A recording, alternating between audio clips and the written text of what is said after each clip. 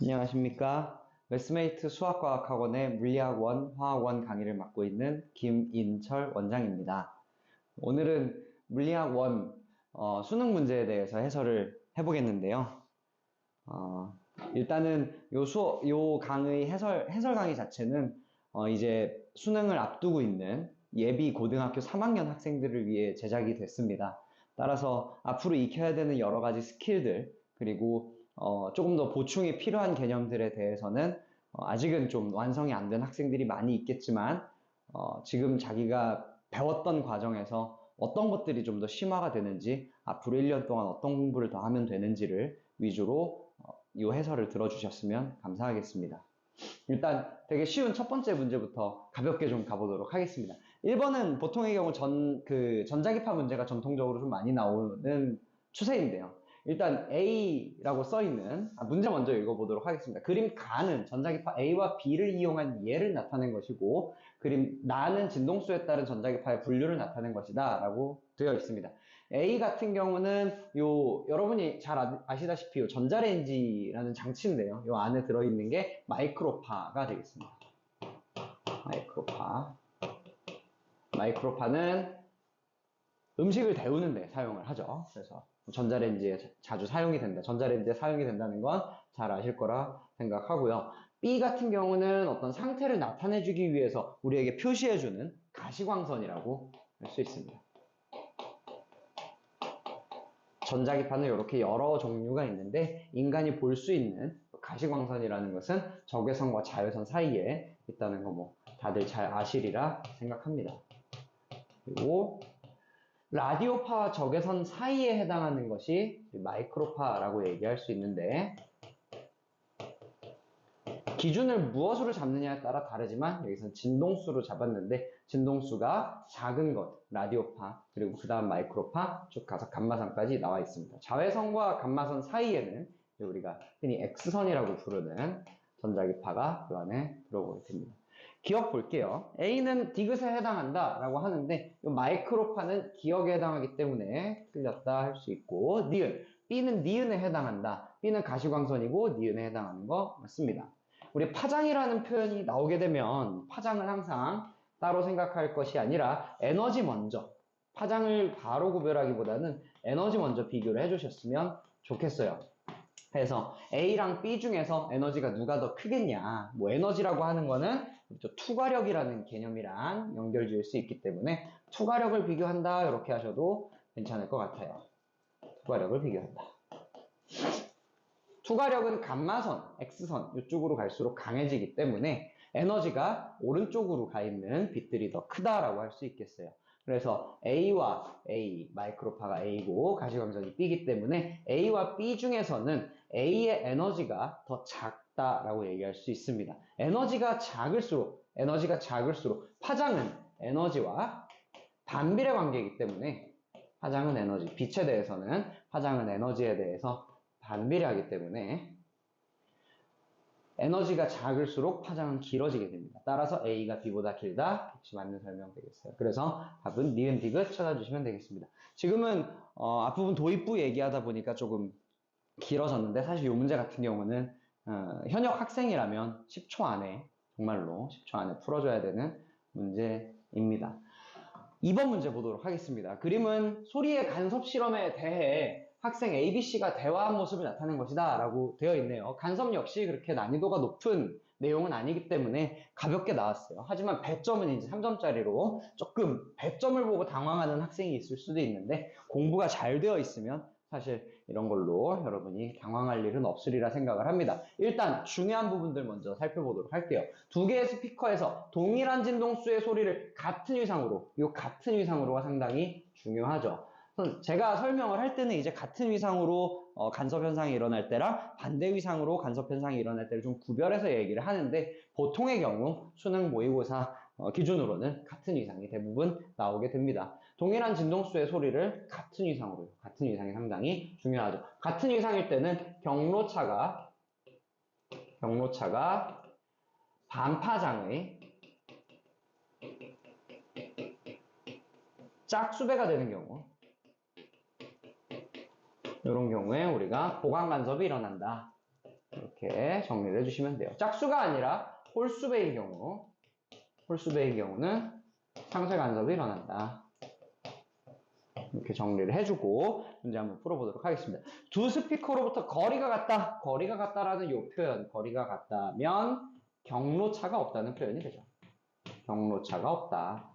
경로차가 0이다. 경로차가 0이란 얘기는 우리 숫자 0을 짝수의 특징을 가지고 있는 걸로 보기 때문에 보강간섭 지점에 해당한다. 그래서 아래 설명 읽어보면 P에서는 보강간섭한다. 맞는 설명 되겠죠. 두 스피커에서 발생한 학생 B의 말을 들어보면 두 스피커에서 발생한 소리가 만날 때 위상이 서로 어떠면 위상이 서로 반대이면 위상이 반대라는 얘기는 하나는 위로 블록하고 다른 하나는 아래로 블록하다는 얘기니까 이 둘을 더해주게 되면 서로 상쇄돼서 없어지게 되겠죠. 우리 이런 것을 상쇄 간섭이다 라고 얘기하는 거 맞는 설명 되겠네요. 학생 C가 하는 얘기도 봅시다. 상쇄 간섭은 이렇게 소리나 어떤 파동 이런 것들을 상쇄시키는 것은 소음 제거 이어폰에 활용된다. 이것도 너무 맞는 말이네요.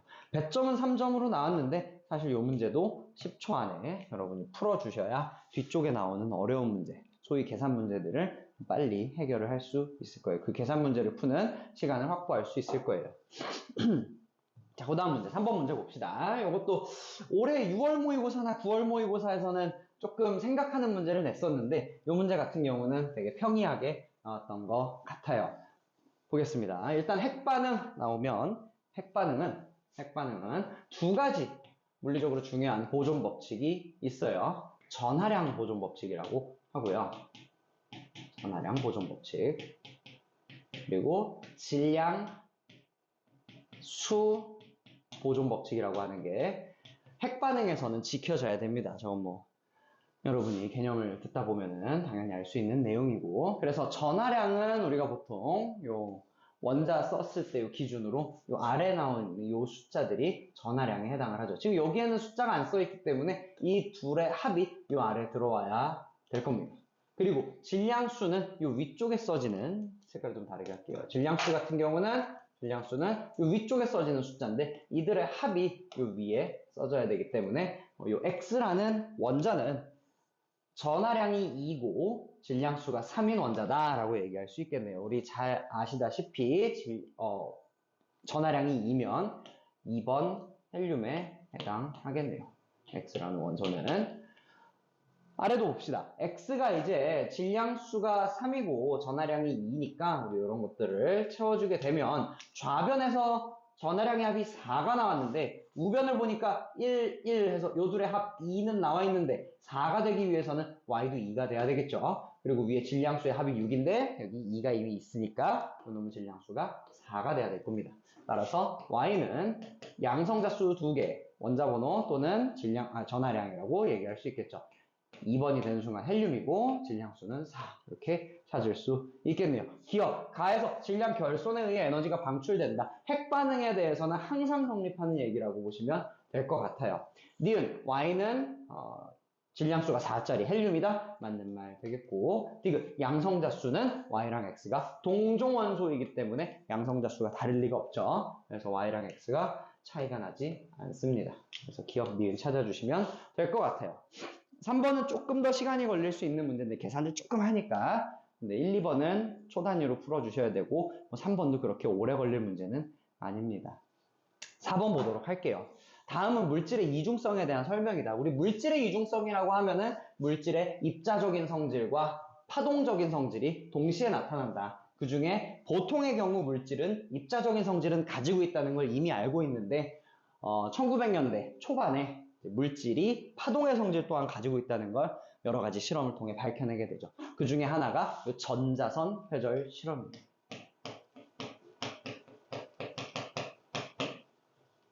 전자선 회절. 따라서 이 전자선이라고 하는 것이 파동의 성질을 가지기 때문에 나타나는 일이다. 전자의 파동성 때문에 그렇다 라고 보시면 될 것 같아요. 이러한 현상은 전자의 파동성, 기억에 들어갈 것은 파동성.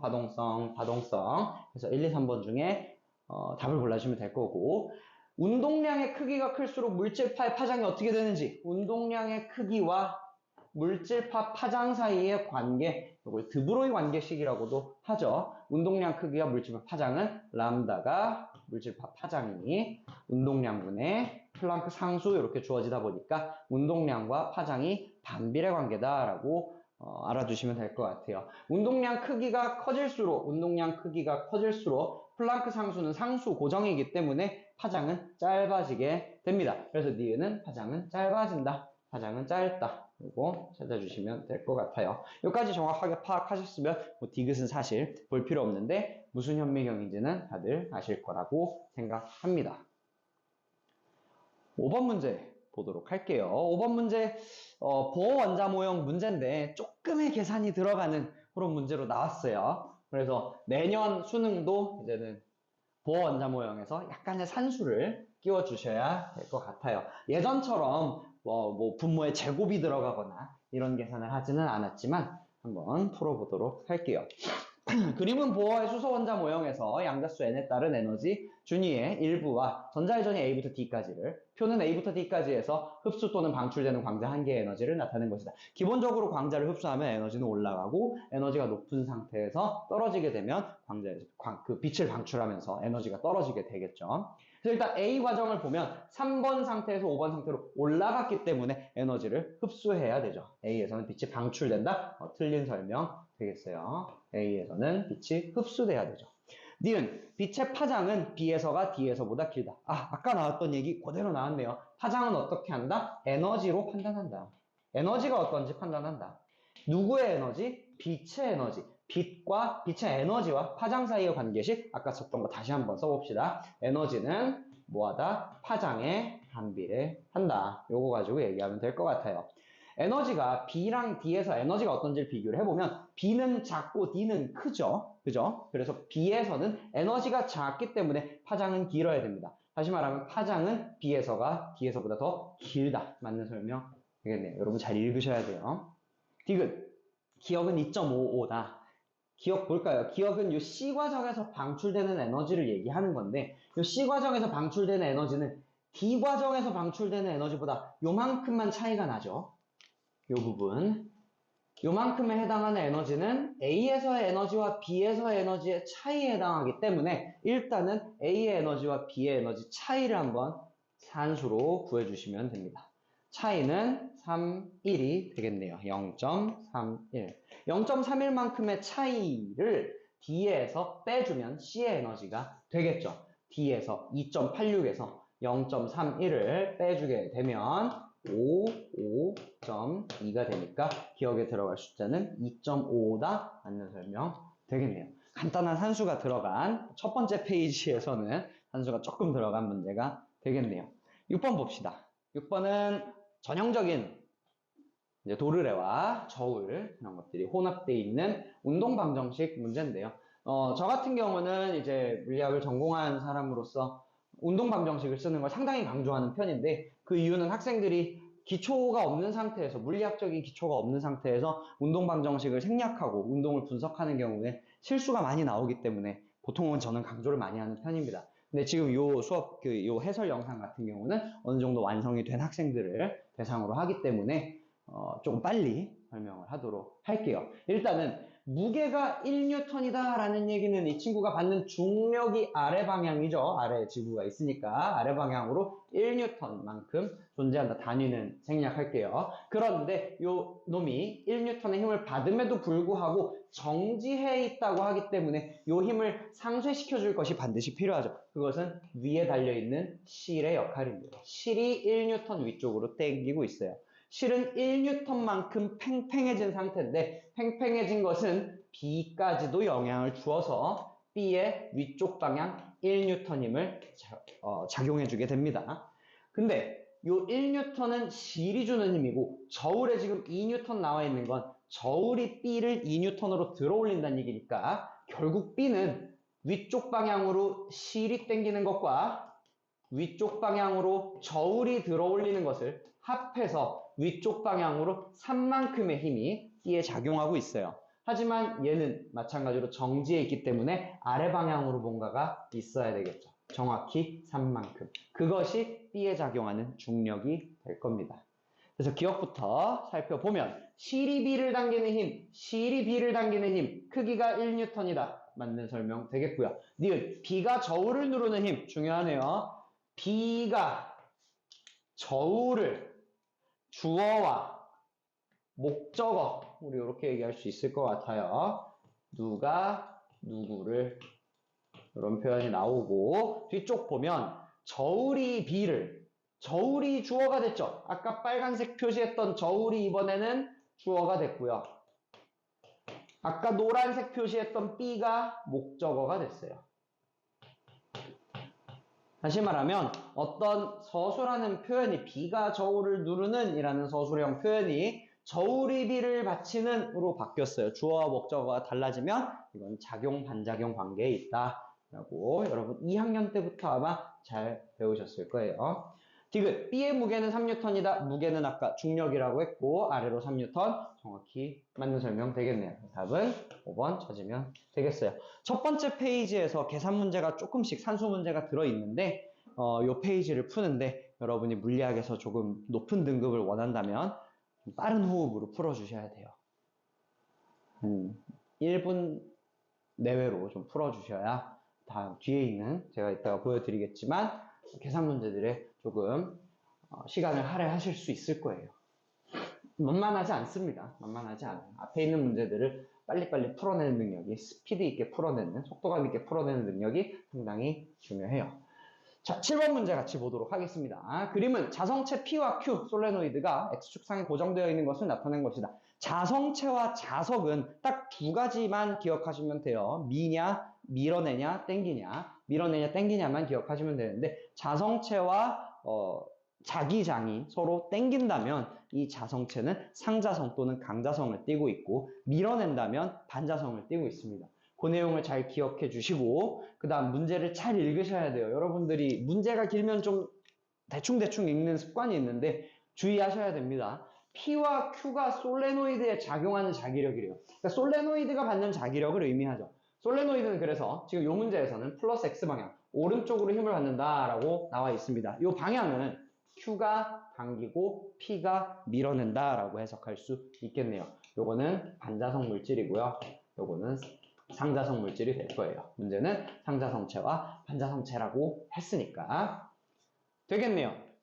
자, 기억 P는 반자성체다. 맞는 설명 되겠고요. 니은 Q가 자기화되는 방향은 상자성체이기 때문에 외부 자기장과 나란하겠죠. 전류의 방향이 A일 때와 B일 때 외부 자기장 방향이 솔레노이드 요방 A일 때는 요 방향이었다가 B일 때는 이 방향이 달라지기 때문에 Q에도 다른 방향의 자기장이 만들어질 거예요. 그래서 자기화되는 방향은 서로 다릅니다. 반대가 돼요. 디귿 전류의 방향이 B가 됐을 때 이렇게 됐을 때 P와 Q가 솔레노이드에 작용하는 자기력의 방향은 여전히 이쪽 방향입니다. 얘랑은 밀어내고 이놈이랑은 땡기기 때문에 방향은 여전히 플러스 X방향. 낚여선 안 돼요. 1번 되겠어요. 8번 보도록 하겠습니다. 자, 파동 단원 문제인데요. 3단원이죠. 대단원으로 따지면 요즘 이제 여러분이 2학년 기말고사를 앞두고 있을 테니까 그 단원 문제라고 보시면 돼요. 아직 학교에서 시험 문제가 다 만들어지지 않은 학교도 있을 테니 이 문제를 잘 눈여겨보셨으면 좋겠어요. 어떻게 해석하는지. 파동 단원의 그래프 문제는 X축이 가장 중요하다. 이렇게 얘기할 수 있을 것 같아요. X축에 어떤 것이 있느냐에 따라서 뽑아낼 수 있는 정보가 다르기 때문이에요. 요 X축의 시간에 대한 단위가 나와 있으면 여기서부터 알아낼 수 있는 다시 똑같은 상태가 될 때까지 걸린 시간, 여기서는 2초가 되겠죠. 이게 바로 주기의 의미를 가집니다. 그리고 X축이 거리의 의미를 가지면 다시 똑같은 상태가 될 때까지의 요 간격, 얘는 파장이 되겠어요. 센티미터니까 매질 A에서의 파장을 4cm라고 표시할 수 있겠고 매질 B에서의 파장은 똑같은 상태가 될 때까지의 간격 2cm가 되겠네요. 요거는 일종의 굴절 문제인데 각도가 꺾이지는 않아서 매질의 상태에 따른 속력이 달라지는 문제다. 이렇게 해석을 하시면 될 것 같아요. 지금 매질의 경계가 6cm를 기준으로 A랑 B가 나뉘어 있는데 보시면 나 같은 경우는 이제 P인지 Q인지 안 알려주기는 했어요. 근데 보면 이게 Q가 됐든 P가 됐든 진동수 또는 주기가 매질이 달라진다고 해서 달라지진 않는다. 그런 내용이 상당히 중요합니다. 기억. 파동의 진동수는 2Hz다. 진동수와 주기 사이의 관계. 진동수는 너무너무 유명하죠. 진동수는 주기의 역수다. 주기분의 1이다. 근데 주기가 얼마니까? 2초니까 집어넣어주게 되면 진동수는 2분의 1, 0.5가 되겠다. 단위는 헤르츠를 씁니다. 초당 횟수. 그래서 2Hz 틀렸네요. 니은, 나는 Q에서 파동의 변이다. 볼까요? 나는 시간이 지날수록 시작하자마자 아래로 내려오죠. 아래로 내려오는 놈을 P랑 Q 중에 골라주시면 되는데 이 파동이 어느 방향으로 움직이는지는 문제에 나와 있어요. 매질 A에서 매질 B로 움직인다 했기 때문에 A에서 B로 오른쪽으로 움직이는 파동이구나. 오른쪽으로 움직이는 파동인데 P는 파동이 오른쪽으로 움직이면 요 파동, 요 산에 걸쳐서 위로 올라갈 거고 Q는 요 언덕을 만나기 골짜기를 만나기 시작하니까 Q는 내려오게 될 거예요. 따라서 내려오는 그래프로 시작했기 때문에 요거는 Q에서 파동의 변이라 할 수 있겠네요. 디귿, 파동의 진행 속력은 A에서가 B에서의 2배다 라고 하는데 이 파트에 제가 이제 자주 학생들한테 강조하는 내용이 있는데 세 가지 관계를 좀 알아두시면 좋겠어요. 파장과 속력과 각도의 사인값. 이 문제는 각도의 사인값은 안 쓰이죠. 각도가 달라지지 않기 때문에 요거는 이 문제에서는 상관없는데 파장과 속력은 비례한다. 알아두시면 이 내용 풀 때, 이 문제 풀 때 도움이 될 거예요. 파장이랑 속력이 비례하기 때문에 파장이 A랑 B에서 2대 1이죠. 4대 2면 약분해서 2대 1이니까 속력 B도 2대 1이 될 거다. A에서가 2고 B에서가 1이니 B에서의 2배다? 맞는 설명 되겠네요. 니은 디귿 찾아주시면 되겠어요. 9번 보도록 하겠습니다. 지금까지는 다들 할만했을 텐데 여기부터는 이제 조금 계산 문제가 들어가기 때문에 특히나 여러분이 굉장히 싫어하는 역학이기 때문에 조금 신경을 써서 계산을 좀 하셔야 돼요. 계산을 안 하면 풀 수가 없습니다. 문제, 여러분이 역학에서 배우는 지식들이 여러 가지가 있는데 그 중에 어떤 것을 써서 풀어야 되는지 이런 것들이 내년에 여러분이 연습을 하셔야 되는 부분이에요. 역학 문제를 만났을 때 어떤 식을 세워서 풀면 풀리겠구나 라는 감을 1년 동안 좀 익히시면 좋은 성적으로 물리학을 마무리하실 수 있을 것 같아요. 자, 문제 한번 읽어보겠습니다. 그림 가는 플러스 X방향으로 속력 V로 등속도 운동하던 물체 A가 구간 P를 지난 후 속력 2V로 등속도 운동하게 됐대요. 그러니까 V에서 2V에, V에서 2V의 이 변화는 이 구간에서 일어나는 변화라고 할 수 있겠네요. 여기는 등속도, 여기도 등속도라고 했으니까.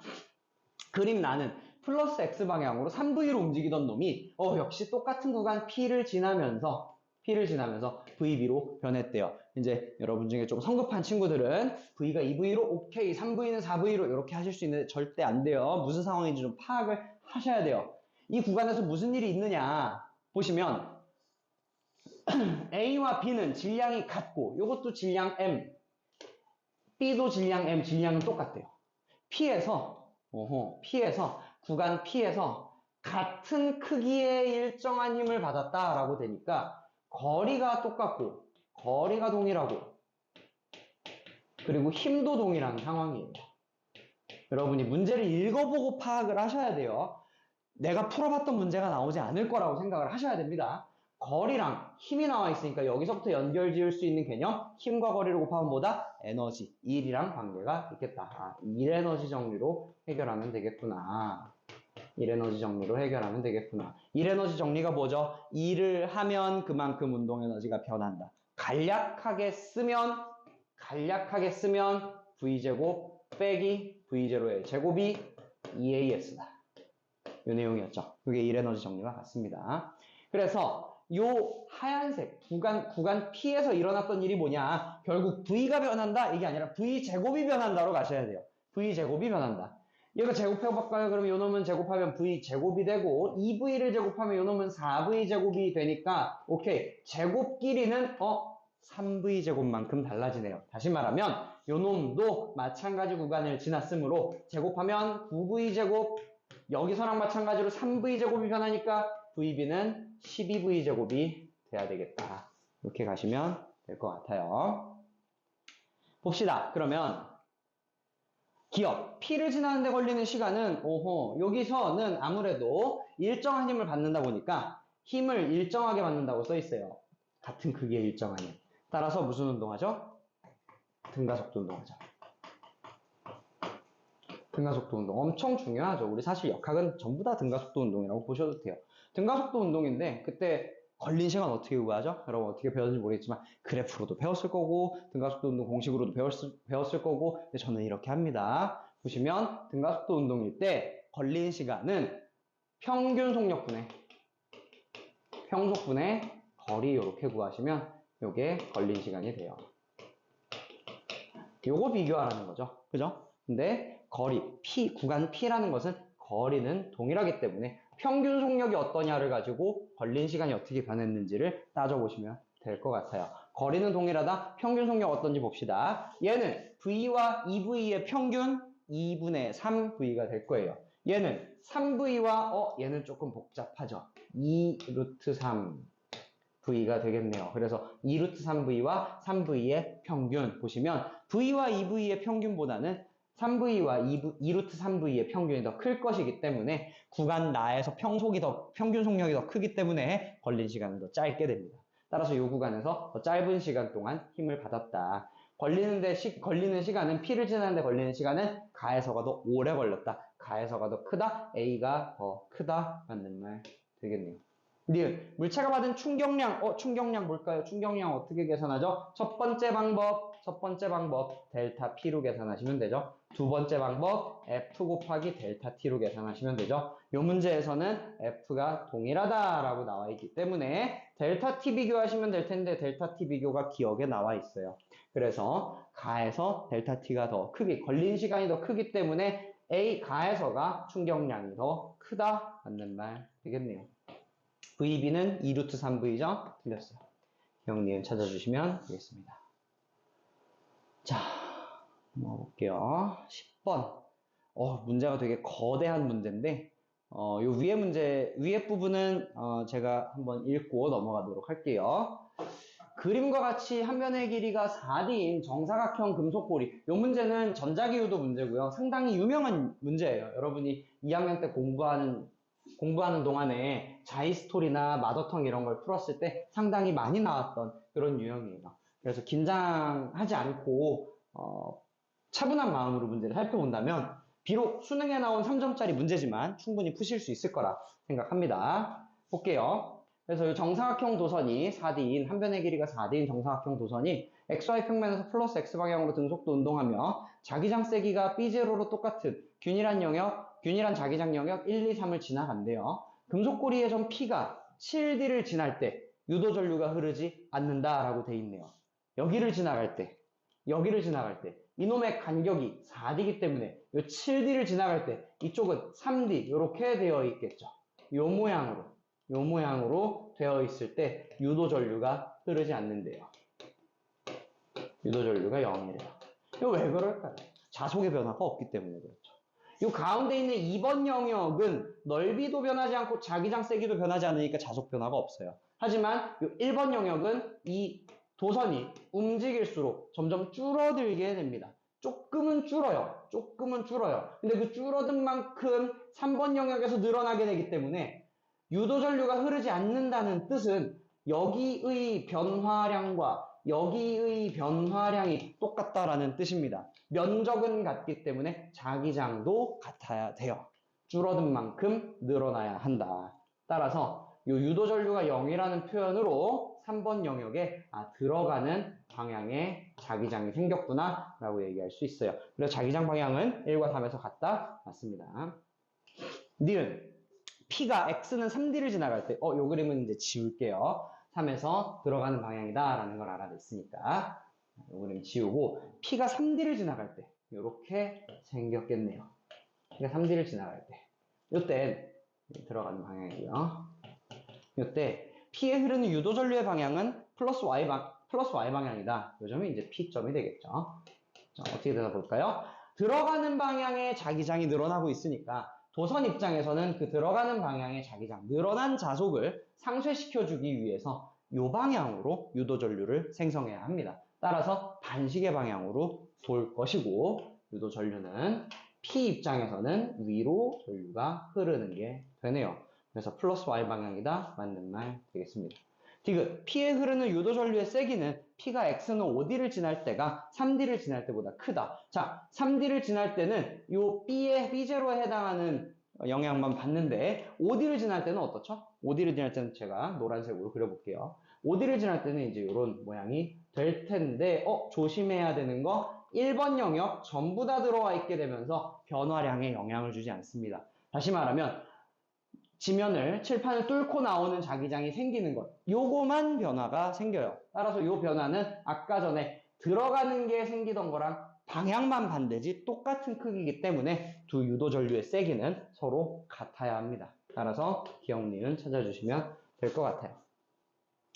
11번 볼게요. 11번 굴절 문제. 이제 좀 훈련이 잘 돼 있는 친구들 같은 경우는 괜찮았을 텐데 이거 어떻게 풀지? 조금 헤매는 친구들이 있어요. 파동단원이 원래 뭘 도대체 공부를 해야 되나 좀 학생들이 좀 감을 잘 못 잡는 단원이기도 한데 요거만 기억을 해줬으면 좋겠어요. N1 sin 세타 1은 N2 sin 세타 2다. 스네르 법칙이죠. 요 문제는 스네르 법칙 가지고 해결이 됩니다.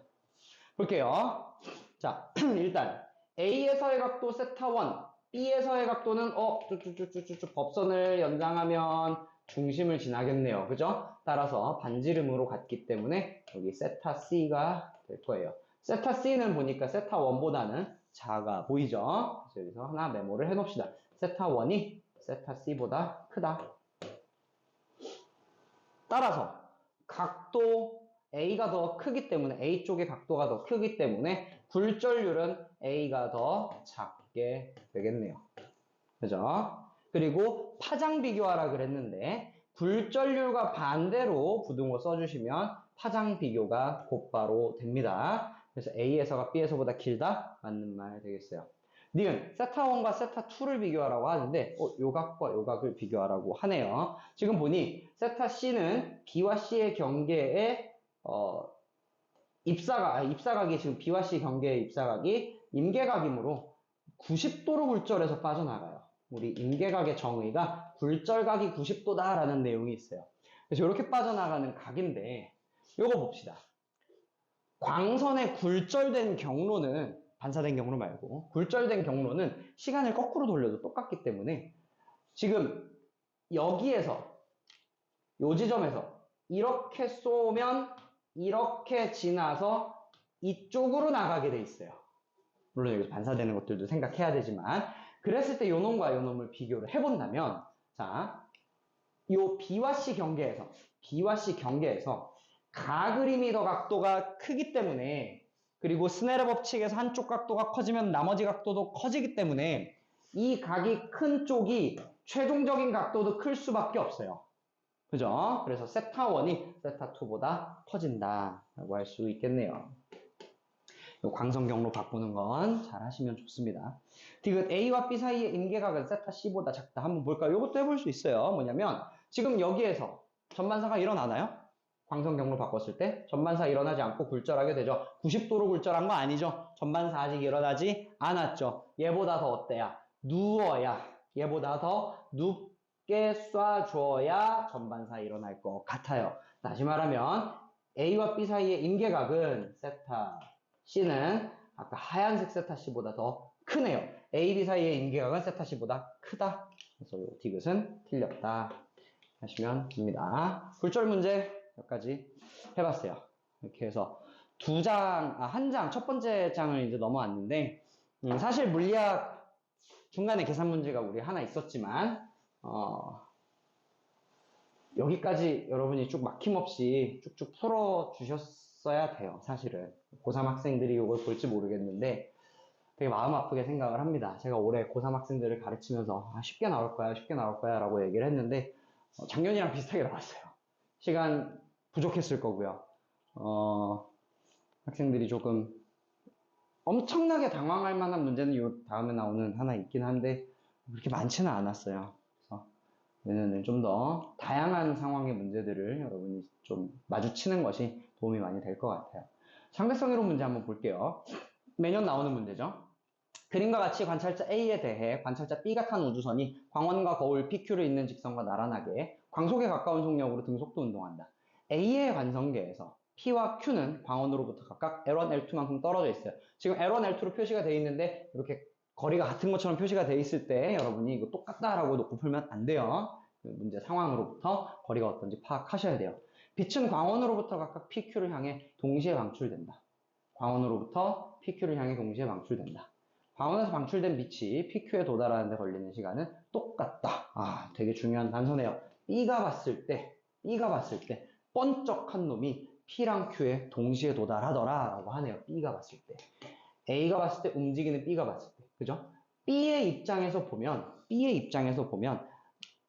지금 A가 봤을 때 B가 이쪽으로 움직이니까 거울들이 B가 봤을 때는 오른쪽으로 움직이는 걸로 보일 거예요. 다시 말하면 B가 봤을 때 광원에서 방출되고 시간이 좀 지나면 Q는 여기로, 그죠? 그리고 P는 저 멀리 이렇게 이동을 할 거라는 얘기죠. 그럼에도 불구하고 광원에서 방출된 빛이 도달을 동시에 했다는 소리는 애초에 Q가 좀 멀리 있고 P는 좀 가까이 있었어야 되죠. 그래서 처음 위치가 P가 여기가 아니고 Q도 여기가 아니고 P는 여기, Q는 여기 뭐 이런 식으로 조정이 좀 돼야 되겠어요. 됐죠? 그래서 L1이 L2에 비해서 한참 짧다. L1이 더 짧다. 기억은 틀렸네요. A의 관성계에서 빛은 P에서가 Q에서보다 먼저 반사된다. 자, 이렇게 돼 있기 때문에 A가 있는 위치, 광원에서 빛이 빵 하고 터진다면 P에 먼저 반사가 되겠죠. 그래서 P에서가 Q에서보다 먼저 반사된다. 맞는 설명 되겠고, 디귿 상당히 개념적으로 중요합니다. 뭐냐면 빛이 광원과 Q 사이를 왕복하는 데 걸리는 시간은 누가 보더라도 시간 간격이라는 걸 정의할 수 있어요. A가 봤을 때 발사된 빛이 튕겨서 원래대로 돌아오는 사건. B가 봤을 때 발사된 빛이 튕겨서 원래 위치로 돌아가는 사건. 이거는 똑같은 사건에 대해서 운동 상태가 다른 두 관찰자가 관찰을 한 거예요. 그러면 고유시간 먼저 찾으시는 게 좋습니다. A 입장에서는 여기서 방출된 빛이 튕겨서 원래 위치로 돌아왔기 때문에 A가 봤을 때 A의 관성계에서가 우리 고유시간이라고 얘기할 수 있어요. 고유시간. 고유시간은 모든 다른 똑같은 사건에 대해서 모든 다른 시간보다 가장 짧죠. 따라서 고유시간이 제일 짧다.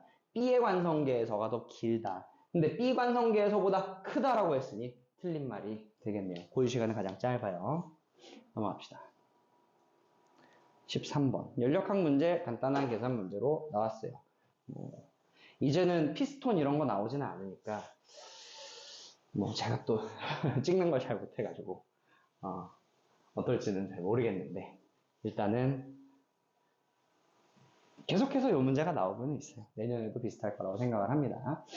자, 열 효율이 0.2 이거 놓치시면 안 돼요. 가장 처음에 나올 말이긴 한데 절대 놓치면 안 되는 말입니다. 열 효율이 0.2인 열기관에서 일정량의 이상 기체가 상태 ABCA를 따라 순환하는 동안 기체의 압력과 부피를 나타낸 그래프다. AB 과정은 압력이 일정한 과정, BC 과정은 단열 과정, CA 과정은 등온 과정이다. 여러분 중에서 공부할 때 단열이니 등압이니 등온이니 이런 걸 외우는 분들이 계신데 아무 의미가 없죠. 저것이 무엇인지, 무엇을 뜻하는지가 상당히 중요하고 첫 번째로. 그리고 두 번째로 이 지점들의 온도를 표시한다. 그 정도가 중요할 것 같아요. A와 C는 등온 과정이라 했기 때문에 온도가 달라지지 않습니다. 그것을 우리 처음 온도 T0라고 논다면 C에서 온도도 T0가 되겠죠. 온도가 다 똑같은 점들이기 때문에. 자, B는 이 등온 곡선보다 원점에서 더 멀리 떨어져 있는 지점이기 때문에 얘는 온도가 더 높을 걸로 예상이 돼요. 따라서 B에서 C는 T에서 T0로 온도가 낮아진 과정이라 할 수 있고 B에서 C 과정은 1은 나와 있지만 델타 U, 내부 에너지 변화량은 안 나와 있는데 BC 과정이 단열이라는 것으로부터 열에너지, 열출입, Q가 0이라는 것으로부터 델타 U가 마이너스 90이라는 걸 얘기할 수 있고요. T에서 T0가 90 떨어진 거라면 T0에서 T는 90 올라간 거니까 여기는 플러스 50 찾아주면 될 것 같아요. 등온 과정은 온도 변화가 없고요. 이렇게 해주면 될 것 같고, 따라서 AB 과정에서 들어온 열 에너지, AB 과정에서 들어온 열 에너지는 한 일과 내부 에너지 변화량을 합한 것, 150만큼이 들어오게 됩니다. 150줄만큼이 들어오는데 열 효율이 0.이라고 했으니까 이 중에 5분의 1만큼을 유용하게 사용을 하죠. 150 곱하기 5분의 1 해주면 30이니까 이 그래프 아래 순환 과정에서는 이 그래프로 둘러싸인 넓이가 한 바퀴 동안 도는 동안 한 1이 되죠. 30. 따라서 여기서는 150에서 30만큼 일을 하고 나머지를 방출해야 되기 때문에 120을 방출하게 되고, 방출한 열 에너지는 내부 에너지 변화에서는 나타나지 않으니까 한 1로 나타나게 되겠죠. 받은 1로 나타나게 되겠죠. 그래서 기억자리 120 찾을 수 있습니다. 기체의 온도는 B에서가 C에서보다 높다. B에서가 더 높죠. T가 더 T0보다 높죠. 맞는 말 되겠네요. B에서가 높다. 니은 AB 과정에서 기체가 흡수한 열량은 150줄 맞는 말, 기억은 120 말 되겠어요. 해석만 하면 끝나는 문제.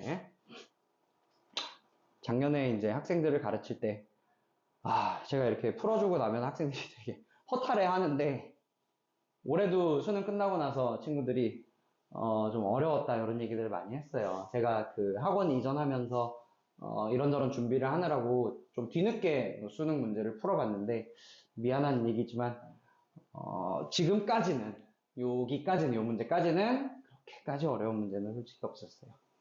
봅시다. 사실 과탐 4과목 중에서 물리학이 제일 쉬웠어요.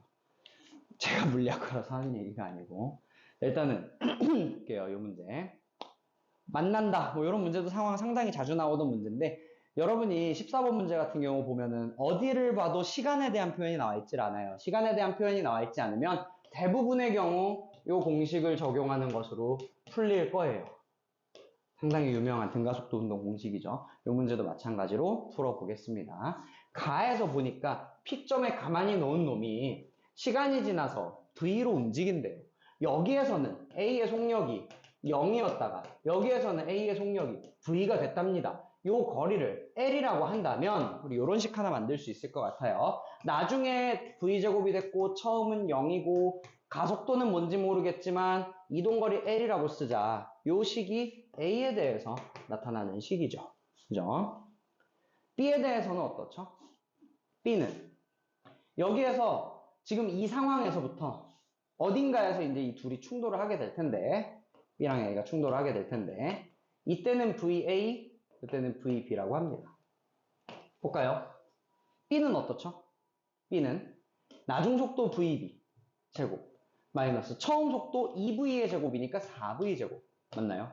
는 2A 똑같은 비탈면이니까 가속도가 똑같죠. 곱하기 여기부터 여기까지의 거리가 필요하네요. 우리 요거를 X라고 합시다. 괜찮죠? X라고 합시다. 그러면 L 더하기 X 이렇게 나올 거예요. 그죠? 그리고 A에 대해서도 해볼까요? VA의 제곱은 제곱 빼기 여기서부터 재는 거니까 V제곱은 2A 곱하기 OKX만큼이 되겠네요. 이 세 가지 식을 B에 대한 거, 그리고 A에 대한 또 다른 식, 세 가지 식을 연립하시면 됩니다. 어떻게 하죠? X가 일단 좀 불편하죠? 두 식을 빼봅시다. 그럼 VB 제곱 빼기 VA 제곱 빼기 3V 제곱 맞나요? 뺐으니까 얘는 2AL 더하기 2AX인데 2AX 날라갔으니까 2AL 이렇게 될 거예요. 근데 2AL 여기 있네요. V제곱으로 바꿨으면 될 것 같아요. 따라서 VB의 제곱 빼기 VA의 제곱이 V제곱이다. 4V제곱이다. 이렇게 나타낼 수 있겠네요. 4V제곱. 됐나요? 자, 그리고 등가속도 운동에서는 같은 비탈면이라면 이놈이 속력이 빨라지는 비율과 이놈이 속력이 빨라지는 비율이 똑같기 때문에 VB와 VA의 차이는 처음에 있었던 그 속력 차이랑 동일하게 됩니다. 따라서 VB 빼기 VA가 VB가 더 빠르죠. V다라는 식이 나오고 둘을 연립해주면 나눠볼게요. 나누면 VB 플러스 VA가 4V가 되면서 풀 수 있는 연립 방정식이 나옵니다. 둘을 풀어주시게 되면 VB는 2분의 5V고요. 5V. VA는 2분의 3V가 됩니다. 연립방정식 푸는 과정은 생략하도록 할게요. 산수니까. VB 나누기 VA면 2분의 V, 2분의 V는 똑같으니까 3분의 5 찾으면 되겠네요. 그래서 4번. 이 문제는 이제 문자 설정을 요 유령 같은 문자를 하나 집어넣고 풀어야 되기 때문에 이 부분은 좀 학생들한테 어려울 수 있어요. 근데 여러분이 물리학 공부를 하다 보면 이제 반드시 풀 수 있다. 그런 자신감을 가지는 게 일단은 중요할 것 같아요. 어떻게 풀더라도 풀리는 방법을 꾸준히 연습을 해주세요. 넘어가고. 오케이. 되게 오랜만에 회로도 문제가, 논리 문제가 나왔어요. 보시면 일단 해석만 하면 금방 해결할 수 있는 그런 문제예요. 해석이 이제 좀 쉽지 않아서 그런데 여러분한테 좀 힌트가 될 수 있는 말은 뭐냐면 저는 이제 내신 대비를 할 때 학생들한테 늘 가르치는 내용이긴 한데 저렇게 다이오드가 4개 달려 있고 가운데 저항에서 흐르는 방향이 달라지지 않는다면 전혀 흐르지 않는 거는 이제 뭐 다른 얘기인데 흐르는 방향이 달라지지 않는다면 이것을 우리 정류회로라고 부른다고 했죠. 정류회로는 다이오드가 이제 서로 역방향으로 연결되어 있는 어떤 식으로 연결되어 있는지는 아마 이 파트를 공부한 학생들이라면 다 알고 있을 거예요. 그래서 문제 한번 봅시다. 일단 S2를 열어놨을 때는 흐르지 않고 S2를 닫아놨을 때 연결했을 때는 이쪽 방향으로 전류가 흐른대요. C, 검육의 D 방향으로 전류가 흐른다 했으니까 이 방향으로 흐른 것이 얘를 닫아서 움직인다면 이렇게 지나와야 되겠죠. 그리고 이렇게 통과해 왔겠죠.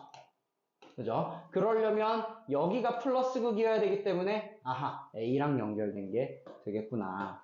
B랑 연결된 게 되겠구나. 그래서 기억은 A의 연결 그리고 니은은 B 연결이 되겠네요.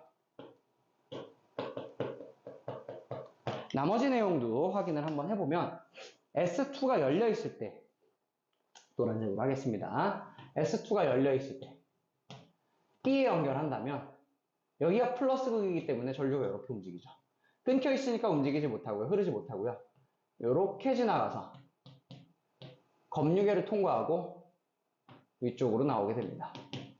그래서 이 화살표들을 바탕으로 P형 반도체와 N형 반도체를 정해주게 된다면 P에서 N으로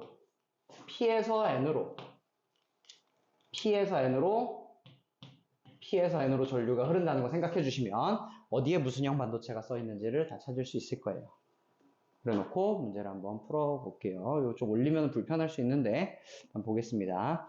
X는 N형 반도체다. 보시면 X가 N형 반도체네요. 그죠? 여기 X 자리에 N 써 있어요. X는 N형 반도체다. 맞는 말.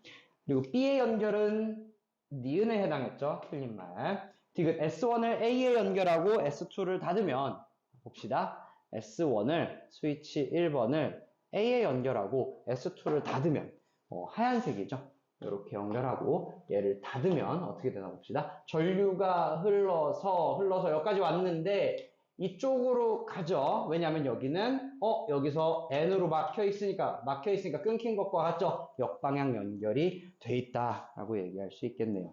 따라서 디귿 순방향 연결돼 있다. 그러면 틀린 설명 되겠습니다. 잠깐만 쉬었다가 지우개 좀 준비를 하고 다시 시작하도록 할게요. 네, 지우개를 준비를 해왔어요. 지우개를 칠판도 새 거가 되다 보니까 잘 안 지워져가지고 물이 되게 쉽게 마르고 하네요. 넘어갑시다. 몇 번이죠? 네, 16번 이 문제. 이 문제가 좀 많이 다른 학생들이 이 문제가 좀 충격적이었을 거라고 생각을 하는데 일단은 이 물체 모양부터가 조금 학생들이 생소한 모양이라서 좀 힘들었을 거예요. 근데 문제 상황 여러분이 이 운동량 보존 법칙 문제는 물체의 모양이랑은 상관이 없어요. 물체의 모양이랑은 상관이 없고 운동량 보존 법칙 문제는 운동량 보존을 차분히 쓰다 보면 풀린다라는 거 생각이 있으면 좋겠는데 역시 연습이 잘 돼 있지 않으면 당황할 수밖에 없는 그런 문제기는 했습니다. 일단은 뭐 전형적으로 P와 B 사이의 거리 이 P점과 B 사이의 거리를 줌으로써 상대 속도 개념이 들어온다는 거 얘기할 수 있고요. 그릇이라고 할 수 있는 이 A라는 놈이 현재 4m/s로 움직이고 있어요. P와 B 사이의 거리는 처음에 4m라고 주어져 있으니까 가운데에서부터 출발한다는 거 알아낼 수 있고요. 몇 초 만에? 1초 만에 여기서부터 8m 떨어져 있고 그릇의 크기가 8m이기 때문에 이 지점에 충돌이 일어난다는 걸 얘기할 수 있겠죠. 충돌이 1초에 일어나네요. 자, 몇 초 만에? 1초 만에. 몇 m/s? 몇 미터를? 4m를. 1초 만에 4m 간격이 줄어든다는 소리는 B가 지표면에서 봤을 때 B가 요 A보다 빠르다는 소리죠. 빠르니까 쫓아와서 부딪혔을 거예요. 얼마나 빠르냐? 1초에 4m를 좁힐 수 있을 만큼 빠르다. 다시 말하면 B의 초기 속력이 8m/s가 된다라는 거 얘기할 수 있겠네요. 점.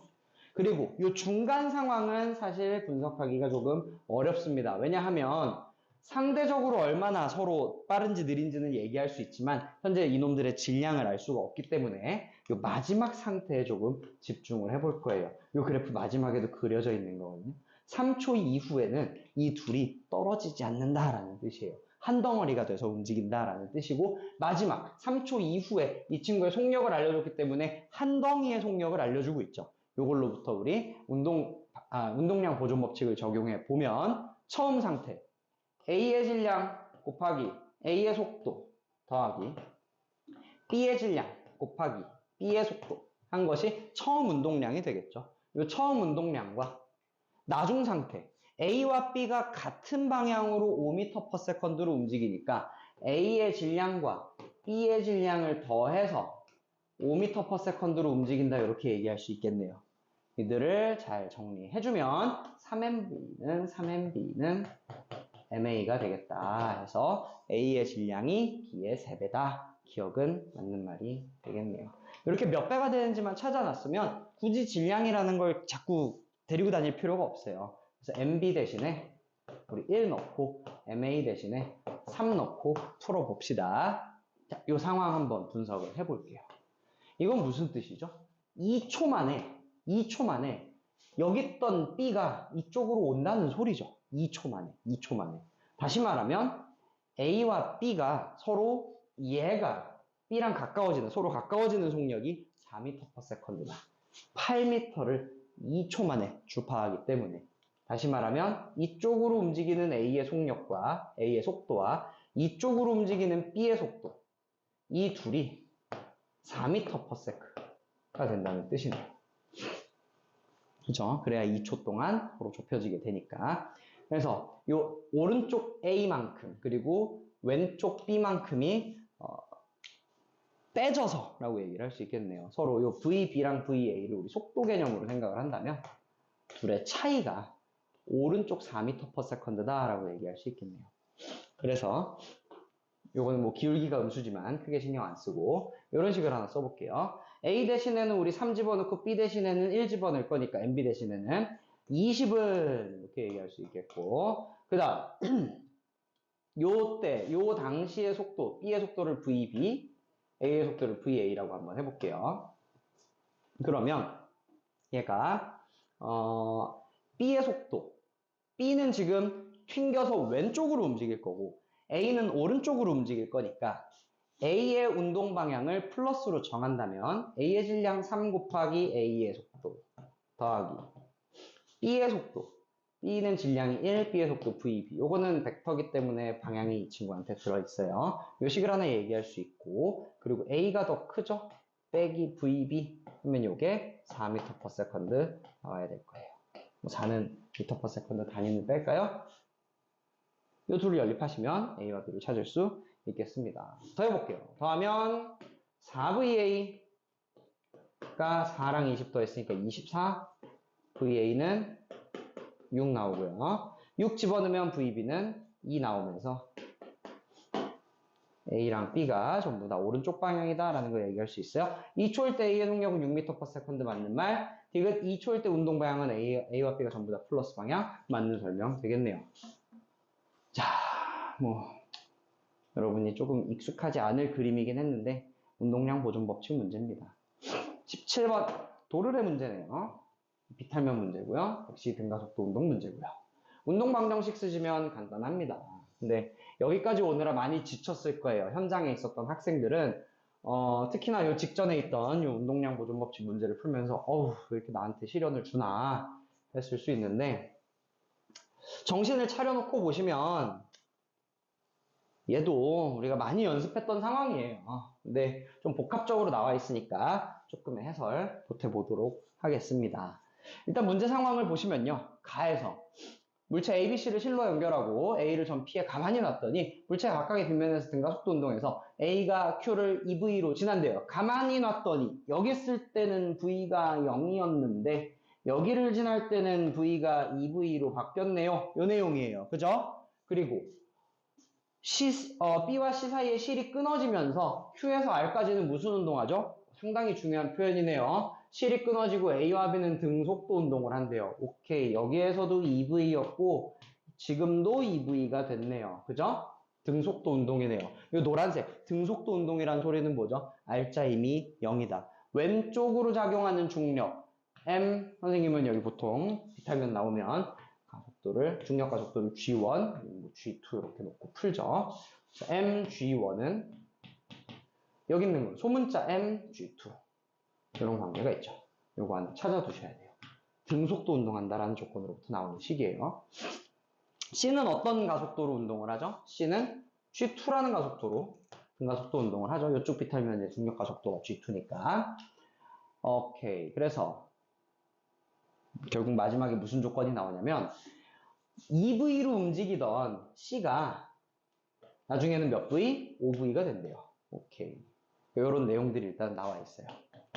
마지막 서술. P와 Q 사이, Q와 R 사이의 거리가 똑같다. 아하, 우리 이렇게 식을 세우면 될 것 같아요. 거리가 똑같다. 거리가 똑같다로 식을 한번 세워보도록 할게요. 일단 P에서 Q까지의 거리 어떻게 구할까요? P에서 Q까지의 거리.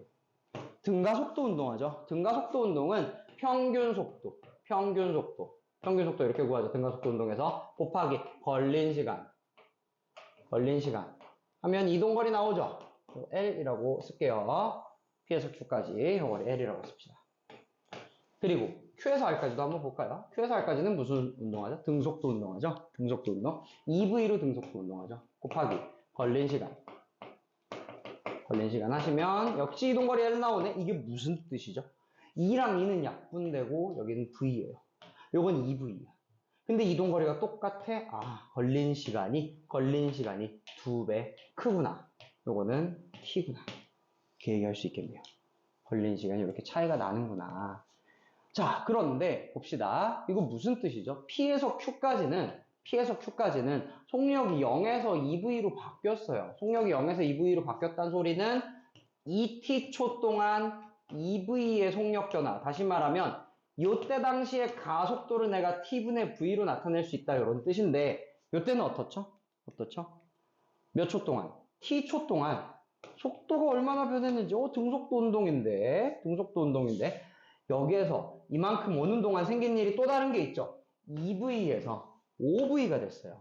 그래서 속력 변화가 3V만큼 생길 동안의 시간이다. 이렇게 얘기할 수 있겠네요. 다시 말하면 이 상황에서 가속도가 선생님 A라고 쓴다면 이때 가속도를 A라고 한다면 이 G2라는 가속도는 3A가 되겠다라는 뜻이네요. 두 번째 식.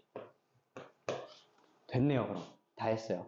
저기서 A라는 가속도만 우리가 잘 다른 문자 G1, G2 이런 것들을 이용해서 나타내면 여기다 집어넣었을 때 약분되면서 다른 관계식이 하나가 나올 거예요. 해봅시다.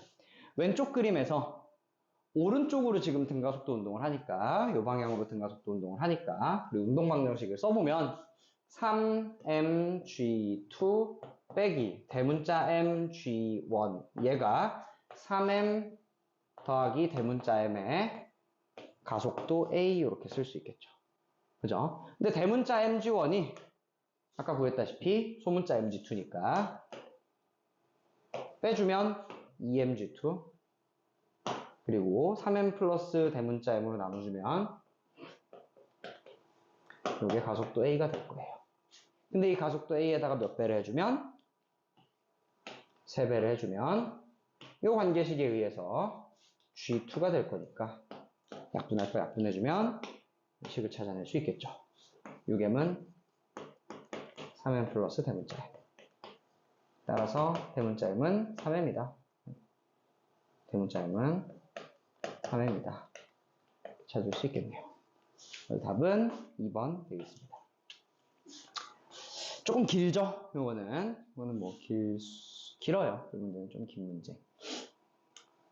근데도 1등급 컷이 이제 47점인 거는 조금, 요 뒤에 나오는 요 자기장 문제랑 전기력 문제가 조금 난이도가 쉬웠어서 한번, 그래서 생긴 일인 것 같아요. 그림과 같이 무한, 요 문제도 좀 잘리니까 위에 먼저 읽어보고 넘어가도록 할게요. 그림과 같이 무한히 긴 직선도선 AB와 점 P를 중심으로 하는 원형도선 CD가 XY 평면에 고정되어 있다. CD에는 같은 세기의 전류가 일정하게 흐르고 B에는 자기장이 I0인 전류가 플러스 X 방향으로 흐른다. 이렇게 돼 있네요. P에서 C의 전류에 의한 자기장 세기는 B0다. C의 세기를 기준으로 줬네요. 자기장 세기를. 그랬을 때 표는 A에 흐르는 전류에 따라서, A에 어떤 전류가 흐르느냐에 따라서 지금 문제에 나와 있는 P점에서의 자기장 세기를 나타낸 표래. 봅시다. 어떻게 되는지. 기억부터 볼게요. 일단 아니면 요 자료를 먼저 해석을 해보면, 요 A에 흐르는 전류가 없다라는 소리는 뭐냐? 도선들 C, D, B의 전체 합이 자기장 세기가 없다라는 얘기죠. 다시 말하면 우리 이렇게 얘기할 수 있어요. 일단은 요 D만큼 떨어진 곳에, 일단 도선 B 얘기합시다. 선생님 보통 이렇게 얘기를 해요. 거리, 전류, 모양, 방향, 이렇게 얘기를 많이 합니다. 그때 요거는 자기장의 방향이에요. 자기장 방향. 한번 봅시다. 거리는 얼마나 떨어져 있죠? 관심 있는 지점까지 D만큼 떨어져 있네요. D만큼 떨어져 있다. 전류 얼마나 흐르죠? I0만큼 흐른다. 이거는 직선 모양이죠. 도선의 모양이 직선이다. 방향은 어떻죠? 오른쪽으로 전류가 흐르니까 나오는 방향의 자기장을 만들죠. 나오는 방향이다. 이렇게 찾으면 되겠네요. 그런데 이건 B 거죠. 나오는 방향의 자기장 세기를 내가 BB라고 나타내면 C랑 D의 합이, C랑 D, C와 D의 합이 정확하게 나오는 B를 상쇄시켰다는 소리죠. 다시 말하면 들어가는 BB를 제공했다라는 소리네요. 그죠? 그래서 일단 우리 이렇게 얘기할 수 있어요. A만 전류의 세기를 달리하고 B, C, D는 고정이 되어 있기 때문에 어떤 상황에서도 B, C, D에 의한 자기장 세기는 여기에 나올 수가 없어요. 다시 말하면 이 I0만큼 아래로 흐르는 건 A에 의한 자기장 세기가 나와 있는 거나 마찬가지입니다. 다시 말하면 A에 대해서 여기다 써볼게요. A가 D만큼 I0 직선 방향, 그리고 마지막 요거 쓸게요. 아래 방향이니까 아래로 내려오면 역시 나오는 방향이죠. 나오는 방향 B0다. 요거랑 동일한 조건이죠. 다시 말하면 얘가 B0가 된다. 그러면 이 친구도 들어가는 B0라 얘기할 수 있겠네요. 그쵸? 근데 문제에서 보니까 C는 요 동그란 놈은 이미 B0를 만들고 있다고 해요. 아니, D가 추가가 돼서 B0를 해야 되는데, B0를 만들어야 되는데, 이미 C가 B0다? 무슨 소리예요? D가 2배만큼 커서 방향까지 바꿨다라는 소리가 되겠네요. 다시 말하면, C는 나오는 방향 B0였고요. D는 들어가는 방향 2B0가 됩니다. 그래서 이 둘의 합이 들어가는 B0가 된 거예요. 요거까지 해서 해석해 보도록 할게요. 일단은 얘는 방향이 달라져도 세기는 나머지가 0이니까 기억 자리에는 B0 들어가는 게 맞죠.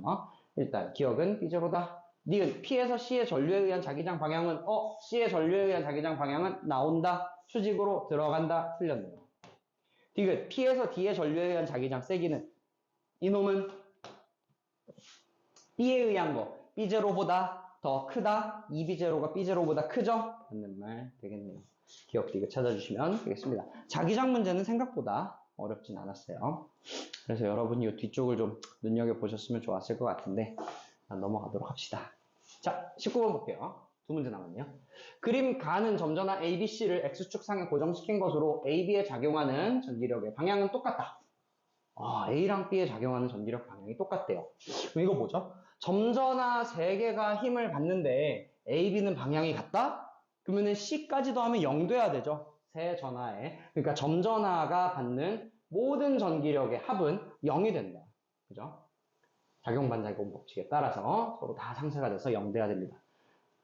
봅시다. 그런 내용들을 써먹어서 문제를 한번 풀어볼게요. 자, B는 현재 양전화라고 나와 있고요. 그림 나는 가에서 X는 3D에 음전화인 점전화 D를 고정을 시켰대요. 그래서 여기 있는 D에 의해서 B가 이제 영향을 더 받을 텐데 어떤 영향을 받을까요? D는 마이너스 전화, B는 플러스 전화니까 서로 당겨서 B는 오른쪽 방향으로 힘을 받죠. 오른쪽 방향으로 힘을 받아야 되는데 얘를 놨더니 0 됐다는 소리는 새로 D 때문에 이쪽으로 추가가 됐는데 상쇄됐다는 소리는 원래 이놈이 왼쪽으로 힘을 가지고 있었다는 소리죠. 원래부터 가지고 있었다는 소리죠. 근데 그게 A랑 B랑 똑같다? 왼쪽으로 이렇게 되겠네요. 그 얘기는 뭐다? A랑 B가 받는 힘의 반대 방향으로 합이 C가 돼야 되겠다. 이렇게 찾을 수 있겠네요. 자, 그러면 A랑 C가 서로 뭐하고 있죠? C는 지금 B에 의해서 밀려나고 있다고, A와 B에 대해서 밀려나고 있다고 볼 수 있네요. 그죠? 근데 문제에서 C에 작용하는 전기력의 크기가 가에서가 더 크다고 해요. 그러니까 C는 뭐냐면 이때가 더 크다. 얘를 놔봤더니 좀 줄어들었다. 얘를 놨더니 이 기다렸던 화살표가 좀 줄어들었다. 왜 그럴까요? 왼쪽 방향으로 얘가 힘을 줬다라는 소리죠. 왼쪽 방향으로 힘을 줬다? 아하. 왼쪽으로 힘을 줄 수 있는 거 같은 부호가 돼야 되겠네요. C는 그래서 마이너스가 됩니다. 마이너스. 근데 보면 C랑 B는 부호가 다르기 때문에 땡겨야 되는데 그럼에도 불구하고 C는 밀리고 있죠. 그 얘기는 뭐다? A가 상당히 강하게 밀고 있다가 될 거예요. 좀 크게 표시를 합시다. 큰 마이너스로. 이런 구조네요. 봅시다. 기억 가에서 C에 작용하는 전기력 방향 플러스 X 방향 맞는 말. A는 음전화 맞죠? 디귿 전하량의 크기는 A가 C보다 크다 맞는 말 되겠네요. 풀어주시면 되겠습니다. 전기력 문제도 그렇게 어렵지는 않았어요. 논리적으로 잘 접근을 하면. 자, 마지막 20번. 사실 뭐 여기까지 성실히 풀었다면 이 한 문제 정도는 쉬어가셔도 47점으로 1등급 가능하긴 한데 앞에 게 너무 어려워요. 그죠? 빠르게 풀기에는 여러분이 저도 그렇고 내년에 이제 학생들 같이 공부를 할 때는 조금 더 다양한 스타일의 문제를 풀어보는 걸로 목표를 잡아야 될 것 같아요. 이 문제 한번 풀어보도록 하겠습니다. 상당히 이것도 자주 나오던 유형이에요. 여러분은 기출문제 풀어보면서 좀 봤을 것 같습니다. QRS를 지나고 T에서 속력이 0이 되는 순간 나타낸 거래요. 물체는 P와 Q 사이에서 가속도의 크기 3A로 등가속도 운동. 오케이. 이 구간에서 마찰 구간 제외하고 여기부터까지 제외하고 3A로 등가속도 운동을 한대요. 요 비탈면은 이 친구는 2A로 등가속도 운동을 하기 때문에 자 높이가 똑같다. 높이가 똑같다라는 것은 운동에너지 변화량이 똑같다라는 소리고 운동에너지 변화량이 똑같기 위해서는 얘는 비탈면 방향의 가속도니까 이동거리가 정확히 반비례해줘야 이 둘의 기울기가 그 가속도가 3A인 지점과 2A인 지점에서 운동에너지 변화량이 똑같으려면 요 길이가 3L, 요 길이가 2L이 돼야 돼요. 내가 곱한 게 6AL, 6AL로 똑같기 때문에 그래서 운동에너지 변화량이 같게 되죠. 포텐셜 에너지 변화량이. 요거 먼저 잡아주시고 물체가 마찰 구간에서 걸리는 시간. 이 문제는 어려운 내용이 걸린 시간을 물어보고 있어요. 걸린 시간 물어보고 있으면 역시 거속시밖에 없습니다. 걸린 시간을 물어보고 있고 P와 Q 사이, S와 R 사이의 높이차는 H로 똑같고 마찰 구간이 현재 있네요. 마찰 구간 때문에 그런지 여기에서 놓은 놈이 내려와서 여기까지밖에 못 올라가죠. 얼마나 에너지를 잃어버렸을까? 그거부터 출발하면 될 것 같아요. 이 마찰 구간은 분명히 등속도 운동을 한다고 써 있어요. 마찰 구간에선 등속도 운동을 한다. 그 얘기는 뭐다? 이놈의 작용하는 중력과 마찰력이 크기가 같다. 그래서 마찰력 크기를 우리가 구해보면 질량은 M 곱하기 가속도는 3A죠. 요만큼을 정확히 상쇄시키고 있다는 거니까 마찰력은 요만큼 크기를 가지고 있고 마찰력이 한일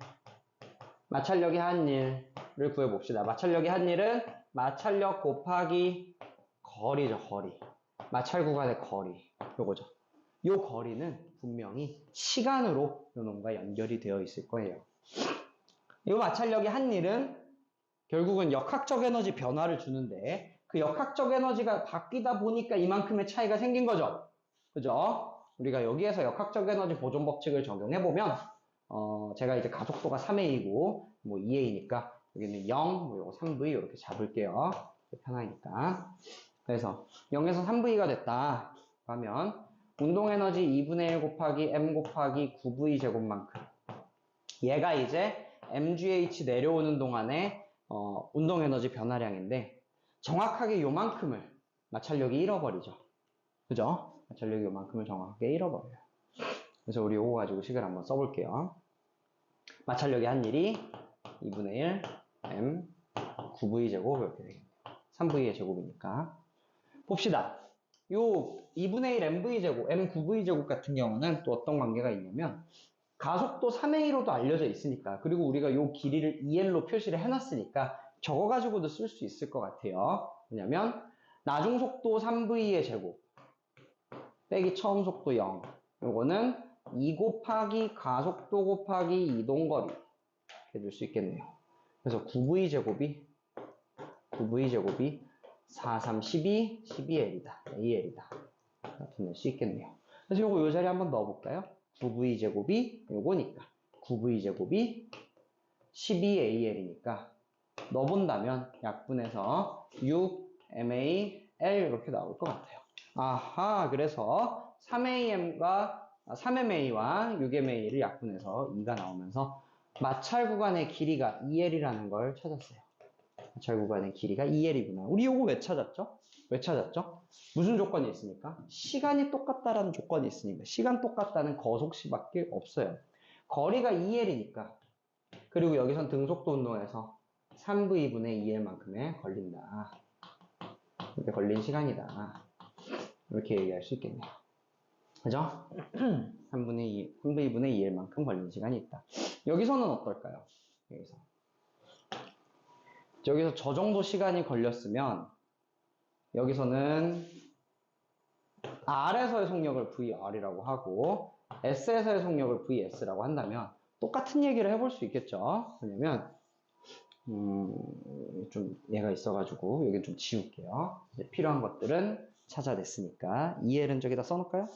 2L, 마찰 구간의 길이가 2L이다. 그러니까 그리고 또 한 가지 요거 2분의 1 M 9V 제곱이 MGH다. 요것도 하나 써놓고 나머지는 일단은 지워도 될 것 같아요. 요것도 써놓읍시다. 9V 제곱이 12A였다. 봅시다.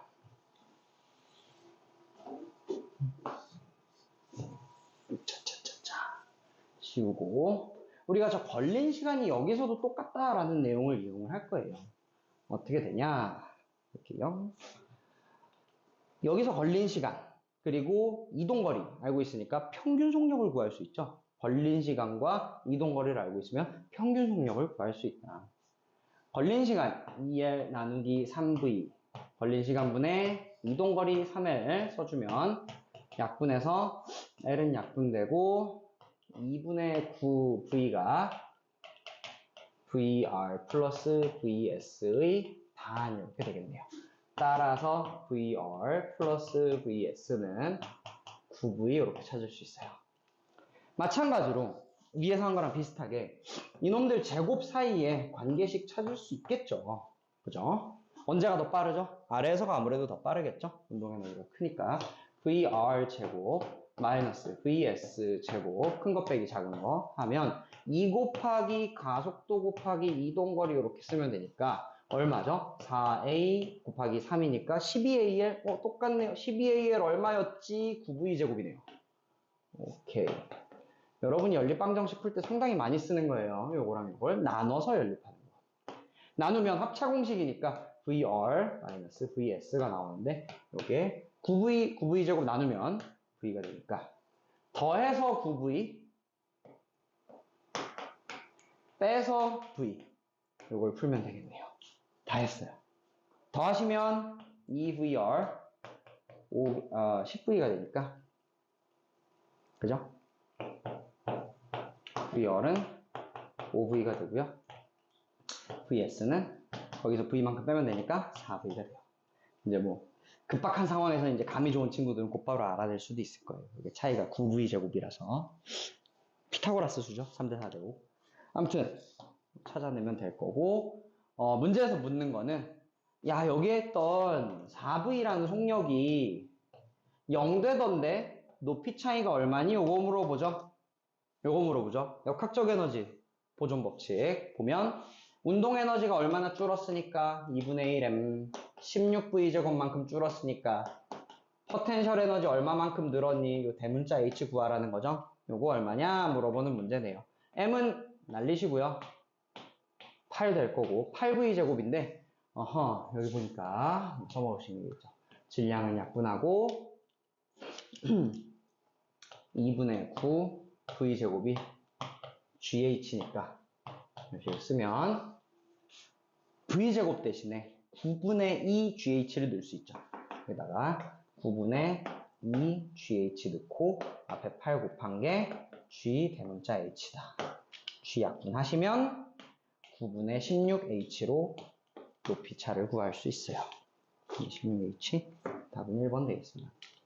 상당히 어려운 문제죠. 근데 상당히 그러니까 엄청 어렵지는 않았어요. 죄송합니다. 아무튼 여기까지 일단 하겠고요. 이제는 화원으로 다시 찾아뵙도록 하겠습니다.